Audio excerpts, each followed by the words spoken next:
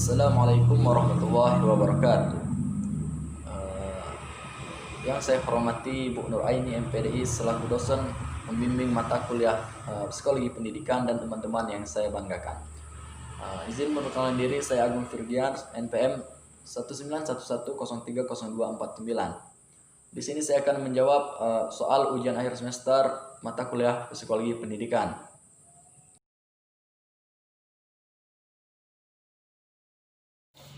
Menurut teori belajar behavioristik, belajar merupakan perubahan tingkah laku hasil interaksi, stimulus dan respon, yaitu proses manusia untuk memberikan respon tertentu terhadap berdasarkan stimulus yang diberikan dari luar. Contoh ketika di dalam suatu kelas terdapat banyak siswa yang pasif dalam bertanya, kemudian seorang guru memberikan stimulus bahwa siapa yang berani bertanya akan mendapatkan hadiah, maka dari sini akan banyak siswa yang semangat untuk bertanya.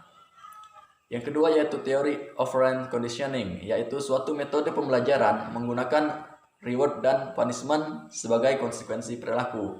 Contoh, jika seorang anak tidak pernah atau sering mendapatkan nilai jelek dalam ulangan matematika, kemudian orang tuanya memberikan reward, jika dia bisa mendapat nilai yang bagus, maka dia akan diberikan ponsel baru.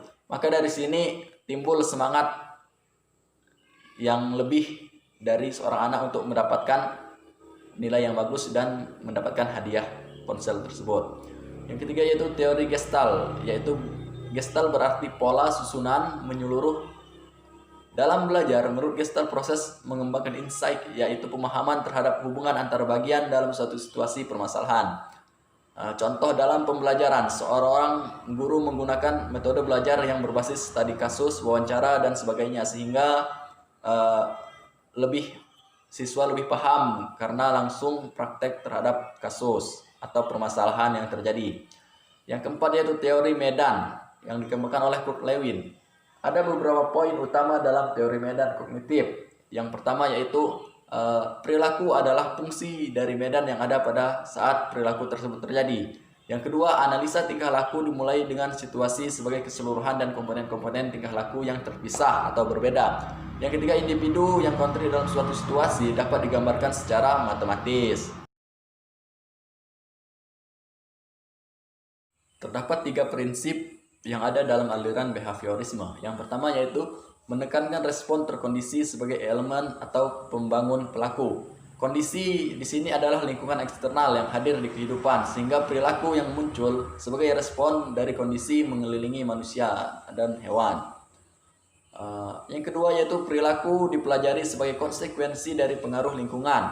Maka sesungguhnya perilaku terbentuk karena dipelajari. Lingkungan terdiri dari pengalaman baik masa lalu dan masa yang baru saja, materi fisik dan sosial. Lingkungan yang akan memberikan contoh dan individu akan belajar dari semua itu atau lingkungan tersebut. Yang ketiga yaitu memusatkan pada perilaku hewan. Manusia dan hewan sama saja. Jadi mempelajari perilaku hewan dapat digunakan untuk menjelaskan perilaku manusia.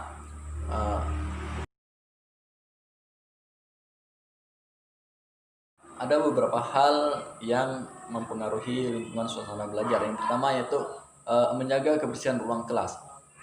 Dengan ruang kelas yang bersih, maka suasana pembelajaran akan jadi nyaman dan efektif. Cara yang dapat dilakukan yaitu membuat jadwal piket sehingga kelas akan tetap bersih. Yang kedua yaitu menjaga estetika kelas. Keindahan sangat mempengaruhi dalam suasana belajar. Cara yang dapat dilakukan yaitu dengan apabila siswa mempunyai kreativitas dikumpulkan dan dipajang di kelas masing-masing. Yang ketiga itu mencoba memahami kondisi siswa. Ada kalanya kondisi siswa sedang bad mood atau tidak baik-baik saja. Di situ kita sebagai seorang guru harus mempunyai langkah yang dapat diberikan untuk menenangkan siswa tersebut. Yang keempat yaitu mengajar dengan cara menyenangkan. Seorang guru harus bisa mencari cara mengajar dengan cara menyenangkan agar materi yang diberikan tidak lupa dan cepat diingat oleh siswa. Yang kelima, mengajar dengan cara yang unik, tidak buat jenuh. Misalnya dengan cara belajar sambil bermain, dan sebagainya. Yang keenam, tidak memasang muka seram.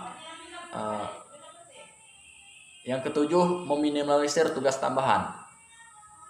Seorang siswa harus mempunyai waktu istirahat. Jadi diusahakan kita sebagai guru tidak memberikan tugas tambahan setelah pembelajaran di sekolah.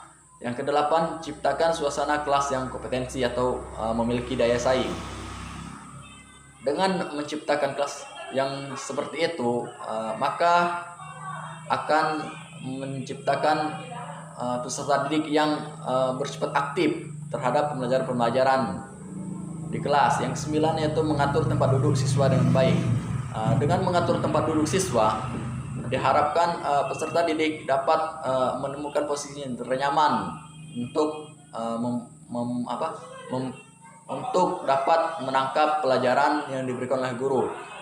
Cara yang dilakukan dapat seperti melakukan rolling atau penukaran tempat duduk 2 minggu sekali atau 1 bulan sekali.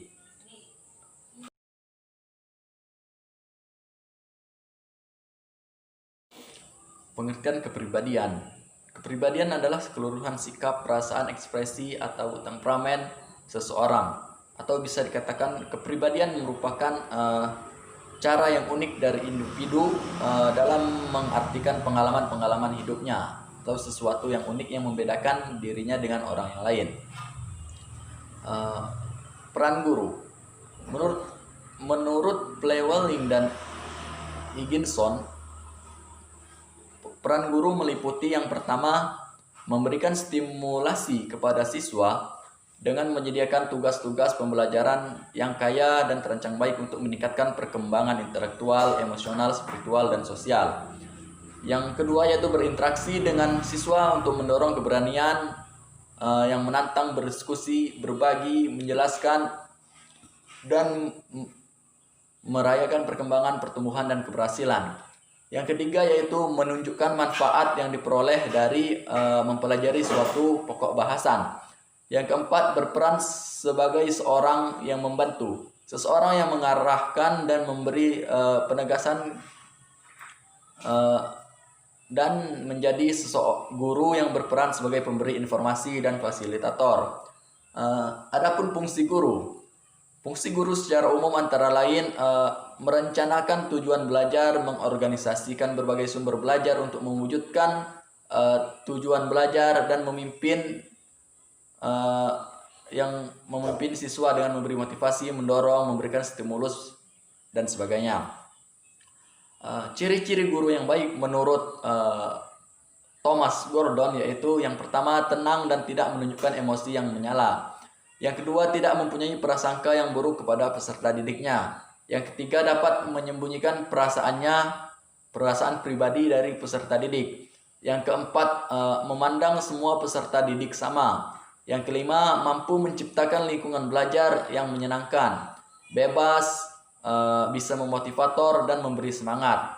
Yang keenam yaitu konsisten atau tidak berubah-ubah pendirian dan jarang melakukan kesalahan. Yang ketujuh, pandai, bijaksana dalam memperlakukan siswa dan mampu menjawab pertanyaan-pertanyaan yang diberikan oleh siswa. Yang kedelapan yaitu sanggup memberikan bantuan secara maksimal kepada peserta didik untuk mengembangkan kemampuan peserta didik. Adapun hubungan antara guru dan siswa, secara umum hubungannya yaitu yang mengajar dengan yang belajar. Guru dianggap sebagai orang yang lebih tahu, yang dapat memberi pengetahuan kepada peserta didiknya. Yang kedua yaitu hubungan yang mendidik dengan yang dididik, yaitu guru dianggap sebagai orang yang lebih dewasa yang dapat menolong menghantarkan siswa menuju kedewasaan.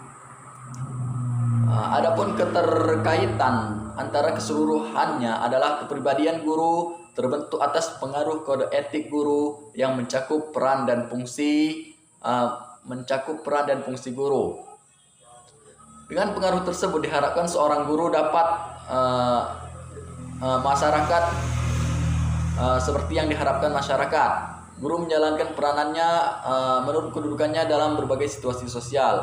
Perilaku perilaku yang sesuai akan memantapkan pandangan masyarakat dan norma-norma perilaku akan diinternalisasikan menjadi suatu aspek dari kepribadian.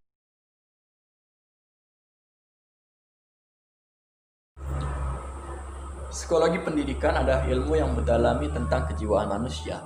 Bagi seorang guru, memahami psikologi pendidikan adalah suatu keharusan karena berkaitan langsung dengan proses perkembangan jiwa peserta didiknya. Salah satu indikator seseorang guru dikatakan profesional jika ia dapat memahami kondisi siswanya baik secara fisik terlebih secara mental. Ada beberapa manfaat yang dapat kita dapatkan. Yang pertama yaitu dengan mempelajari psikologi pendidikan kita dapat memahami keadaan siswa dengan baik. Yang kedua yaitu menciptakan kondisi belajar yang lebih kondusif dengan cara membuat metode-metode pembelajaran yang menarik dan menyenangkan. Yang ketiga yaitu menentukan strategi pembelajaran. Yang keempat memudahkan membimbing siswa melalui pendekatan-pendekatan yang cocok dengan pribadi siswa.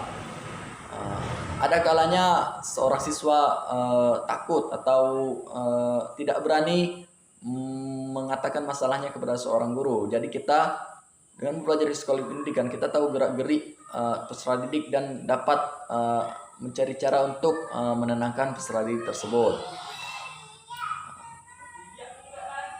Sekian dari saya, kurang lebihnya saya mohon maaf.